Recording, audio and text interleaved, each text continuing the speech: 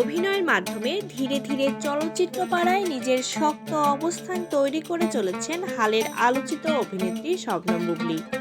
সবকিছু ঠিক থাকলে এবার দেখা যেতে পারে রায়হান রাফির পরবর্তী সিনেমাটির নামকরণ করা হয়েছে প্রেসার কুকার।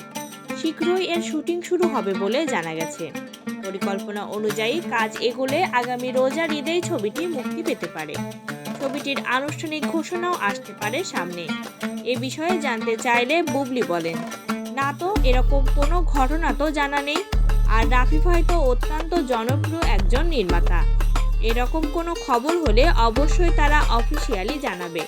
অন্যদিকে রায়হান রাফির সঙ্গে কথা বললে তিনিও বুবলী এই সিনেমাতে নেই বলে পাশ কাটিয়ে যান। তবে বুবলী বা রাফি যাই বলুন না কেন, প্রেসার কুকারে তিনি থাকবেন এটা নিশ্চিতই বলা চলে। এদিকে বুবলীর ঢাকায়া দেবদাসের শুটিং শুরু হতে চলেছে আগামী মাসে অনুষ্ঠিত সাকরাইন উৎসবে।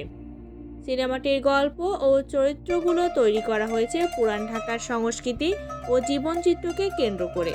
এতে আদর আজাদের বিপরীতে দেখা যাবে বুবলীকে।